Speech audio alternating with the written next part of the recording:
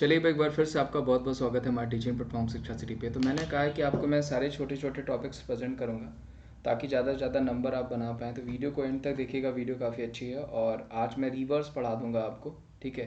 River के बाद ocean और लेक्स भी आपको देखने को मिल जाएंगे, ठीक है। तो चलिए सबसे पहले रिवर्स देख लेते हैं भाई। रिवर देख लेते हैं, उनके उद्गम स्थान देख लेते हैं, सहायक नदियाँ देख लेते हैं और प्रवाह क्षेत्र जो जो पॉसिबल है, ठीक है। सबसे पहले सिंधु नदी की बात कर लें तो मानसरोवर झील के निकट तिब्बत, ठीक है, ध्यान रखिएगा। लंबाई पूछा जाएगा तो 2880 किलोमीटर। उसके अलावा सतलज व्यास हो गया, झेलम, चिनाब, रावी, सिंगार, गिलगित और श्योक, ये क्या हो जाएंगे इसकी, तो इसकी सहायक नदियाँ हो जाएंगी। वहीं झेलम नदी की बात कर लें तो शेषनाग झील जम्मू कश्मीर से, ठीक है, ध्यान रखिएगा, कई बार पूछा भी गया है। किशन हो गया, गंगा हो गया, पुंछ हो गया, लिदार हो गया, करेबल हो गया, ये क्या हो जाएंगी, सहायक नदियाँ हो जाएंगी। चिनाब नदी पूछा जाएगा आपको तो बारालाचा दर्रे के निकट से। चंद्रभागा इसकी क्या हो जाएगी, सहायक नदी हो जाएगी। प्रवाह क्षेत्र सबका क्या है, जम्मू कश्मीर, ध्यान रखिएगा। रावी नदी की बात कर लें तो रोहतांग, दंगरा, कांगड़ा से, ठीक है। साहो और सुईल क्या हो जाएंगी, इनकी सहायक नदियां हो जाएंगी। कहाँ से प्रवाह क्षेत्र, वो हो जाएगा पंजाब। सतलज नदी पूछा जाएगा तो मानसरोवर के निकट राक्सताल से है। और व्यास, स्पीति और बसपा जो हो जाएंगी, इसकी क्या हो जाएंगी, सहायक नदियां हो जाएंगी। और हिमाचल प्रदेश, पंजाब जो हो जाएगा, इसका क्या हो जाएगा, प्रवाह क्षेत्र हो जाएगा। व्यास नदी की बात करें तो रोहतांग दर्रा उद्गम स्थल हो जाएगा। सहायक नदियां तीर्थन और पार्वती हुरला हो जाएंगी, ध्यान रखिएगा। वहीं हिमाचल प्रदेश क्या हो जाएगा, आपका प्रवाह क्षेत्र हो जाएगा। रामगंगा नदी की बात करें तो आपका नैनीताल के निकट एक हिम नदी से। और सहायक नदी पूछा जाएगा तो वो क्या हो जाएगा, कौन। और उत्तरांचल उत्तर प्रदेश, यानी बेसिकली रामगंगा नदी या रामगंगा आपको डैम पूछा गया तो कहाँ पे हो जाएगा, वो हो जाएगा उत्तराखंड में। और रामगंगा नदी पे ही आपका जो है जिम कॉर्बेट नेशनल पार्क भी है, जिसको पहले आप हेली नेशनल पार्क के नाम से जानते थे। गंगा नदी की बात कर लें तो यमुना, रामगंगा, गोमती, बागमती, गंडक, कोसी, सोन, अलकनंदा, भागीरथी, पिंडार, मंदाकिनी, ये सहायक नदियाँ हो जाएंगी। उत्तरांचल यानी उत्तराखंड, उत्तरांचल हो गया, उत्तर प्रदेश हो गया, बिहार हो गया, पश्चिम बंगाल हो गया, यहाँ पे इसका प्रवाह क्षेत्र हो जाएगा। ध्यान रखिएगा, पूछा जाता है आपको सहायक नदियाँ ज़्यादा पूछा जाता है, तो ध्यान से देखिएगा। वहीं यमुना नदी की बात कर लें तो यमुनोत्री ग्लेशियर से उद्गम स्थल हैं। चंबल हो गया, बेतवा हो गया, केन, टोस, गिरी, काली, सिंध, आसन, ये सब क्या हो जाएंगे, इसकी सहायक नदियाँ हो जाएंगी। प्रवाह क्षेत्र क्या हो जाएगा, वो हो जाएगा उत्तर प्रदेश, दिल्ली। घाघरा नदी की बात कर लें उद्गम स्थल तो हो जाएगा आपका नेपाल, हिमदन, मामस्तुंग, ठीक है। शारदा, कर्नली, कुवान, राप्ती, चौकिया, उत्तर प्रदेश, बिहार जो है प्रवाह क्षेत्र है, इसकी सहायक नदियाँ हो जाएंगी। गंडक नदी की बात कर लें तो नेपाल, ठीक है, तिब्बत से मांग मुस्तांग के निकट। काली गंडक, त्रिशूल गंगा, ये आपका प्रवाह क्षेत्र बिहार। और काली गंडक, त्रिशूल गंगा, ये क्या हो जाएंगी, सहायक नदियाँ हो जाएंगी। कोसी नदी की बात कर लें तो नेपाल के सप्तकोशिक गोसाई धाम से, ठीक है, जो कि कोसी नदी। सहायक नदियाँ इंद्रावती, तामुर, अरुण और कोशी हो जाएंगी। सिक्किम, बिहार, इसका प्रवाह क्षेत्र हो जाएगा। चंबल नदी की बात करें तो मऊ के निकट जनपवाड़ प्रवाही से। काला सिंध से सिप्ता, पार्वती, बनासी, इसकी क्या हो जाएंगी, सहायक नदियाँ हो जाएंगी। और मध्य प्रदेश इसका उद्गम स्थल हो जाएगा।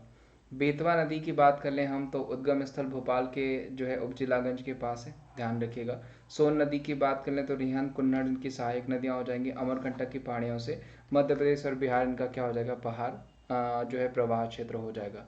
दामोदर नदी की बात कर लें, छोटा नागपुर, पठार से दक्षिण पूर्व, कोनार, जमुनिया, बराकर, ये क्या हो जाएंगे, इसकी दामोदर नदी की सहायक नदियाँ हो जाएंगी। प्रवाह क्षेत्र झारखंड, पश्चिम बंगाल हो जाएगा। ब्रह्मपुत्र नदी की बात कर लें तो असम प्रवाह क्षेत्र हो जाएगा, सबको ही पता होगा। घनसिरी, कपिली, सुबनसिरी, मानस, लोहित, नोवा, पद्मा, देहांग, ये क्या हो जाएंगी, ब्रह्मपुत्र की सहायक नदियां हो जाएंगी। वहीं महानदी की बात कर लें दोस्तों तो वो सियोनत हो गया, हसदेव हो गया, उंग हो गया, इब, ब्राह्मणी, वैतरणी, ये इसकी सहायक नदियां हो जाएंगी। जबकि मध्य प्रदेश, छत्तीसगढ़, उड़ीसा इसका प्रवाह क्षेत्र हो जाएगा। स्वर्ण रेखा पूछा जाएगा तो छोटा नागपुर, पठार, ठीक है। उड़ीसा, झारखंड, पश्चिम बंगाल पूछा जा सकता है, आपको एक नंबर का क्वेश्चन है। जमशेदपुर भी इसी नदी के किनारे बसा हुआ है। गोदावरी नदी की बात कर लें तो प्राणहिता हो गया, पीन गंगा हो गया, वर्धा हो गया, वेन गंगा हो गया, इंद्रावती, मंजीरा, पूर्णा, ये सब किसकी सहायक नदियां हो जाएंगी, गोदावरी की। और नासिक की पहाड़ियों से इसका उद्गम स्थल और महाराष्ट्र, कर्नाटक, आंध्र प्रदेश का प्रवाह क्षेत्र है। कृष्णा नदी की बात कर लें तो महाबलेश्वर के निकट से कोयना, यरला, वर्णा, पंचगंगा, दूध गंगा, घाट प्रभा, माल प्रभा, भीमा, तुंग प्रभा और मूसी जो हो जाएंगे, इसकी सहायक नदियाँ हो जाएंगी। महाराष्ट्र, कर्नाटक, आंध्र प्रदेश इसके प्रवाह क्षेत्र हैं। बेसिकली आपने आंध्र प्रदेश कई बार सुना होगा आपने। कावेरी नदी की बात कर लें तो किराकारा के निकट ब्रह्मगिरी से इसका उद्गम स्थल है। हेमावती, लोक पावना, शिमला, भवानी, अमरावती, स्वर्णवती, ये सब इसकी सहायक नदियां हैं। और कर्नाटक तमिलनाडु क्या हो जाए इसका प्रवाह क्षेत्र हो जाएगा। नर्मदा नदी की बात कर लें तो अमरकंटक चोटी, ध्यान रखिएगा। वहीं तवा, सेर, शक्कर, दूधाभरनी, ये क्या हो जाएंगी सहायक नदियां हो जाएंगी। प्रवाह क्षेत्र मध्य प्रदेश और गुजरात हो जाएगा। ताप्ती नदी की बात कर लें तो मुल्ताई से बैतुल, ठीक है, मुल्ताई से इसका उद्गम स्थल है। पूर्णा, बैतुल, गंजम, गोमई, ये कहाँ पे हो जाएंगी इसकी सहायक नदियाँ किसकी, ताप्ती की हो जाएंगी, जो कि मध्य प्रदेश और गुजरात में प्रवाह क्षेत्र है।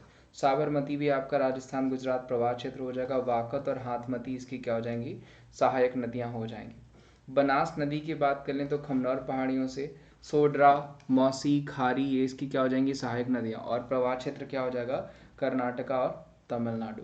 माही नदी की बात कर लें तो मेहर झील से सोम हो गया, जोखम हो गया, अनास, सोरन हो गया, ये मध्य प्रदेश गुजरात से माही नदी का प्रवाह क्षेत्र है, प्लस ये सहायक नदियां हैं। तुंगभद्रा नदी की बात कर लें तो पश्चिमी घाट में गोमतक चोटी, कुमुदवती हो गया, वर्धा हो गया, हंगरी हो गया, हिंद हो गया, तुंग हो गया, भद्रा, ये क्या हो जाएंगी तुंगभद्रा नदी की सहायक नदियां हो जाएंगी। ठीक है। इंद्रावती नदी क्या हो जाएगी उद्गम स्थल कालाहांडी उड़ीसा, ठीक है। नारंगी, कोटरी, इसकी सहायक नदियां हो जाएंगी। तवा नदी क्या हो जाएगी आपकी महादेव पर्वत, पंचमढ़ी से। और नर्मदा नदी इसकी सहायक नदी हो जाएगी।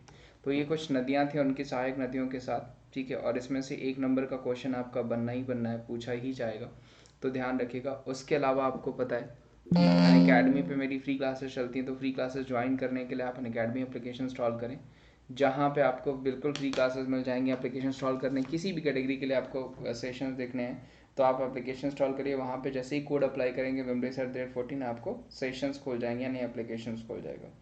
प्लस सब्सक्रिप्शंस के लिए भी आपको यही कोड यूज़ करना पड़ता है Wimbrace@14। प्लस सब्सक्रिप्शंस लेते ही आपको all subject courses single subscriptions में मिल जाते हैं। एसेस कर सकते हैं आप अपकमिंग और जितने भी अपकमिंग ऑनगोइंग सेशंस हैं उनको। कंटेंट बाइलिंगुअल होता है, टेस्ट सीरीज होते हैं एनालिसिस सेशंस के साथ। टॉप एजुकेटर्स की तरफ से टॉप बैचेस मिल जाएंगे आपको। उसके अलावा प्लस सब्सक्रिप्शंस में other benefits, unlimited e notes, उनके PDF, ये सब मिल जाते हैं आपको। रेज हैंड का ऑप्शन है, कॉम्बो सब्सक्रिप्शन है जिसके लिए आप सेम कोड Wimbrace@14 यूज़ करते हैं। और रेलवे एग्जाम सब्सक्रिप्शन के लिए भी सेम कोड ही यूज़ करना पड़ता है, जिससे आप फ्री सब्सक्रिप्शन और फ्री क्लासेस दोनों का फ़ायदा उठा सकते हैं Wimbrace@14 कोड से। तो थैंक यू सो मच, मिलते हैं हम आपको अगले सेशन में। उम्मीद करता हूँ आपको ये सेशन अच्छा लगा, आपसे ज़्यादा से ज़्यादा लाइक करेगा, चैनल पर नया हो तो चैनल को जरूर सब्सक्राइब करेगा। Thank you so much.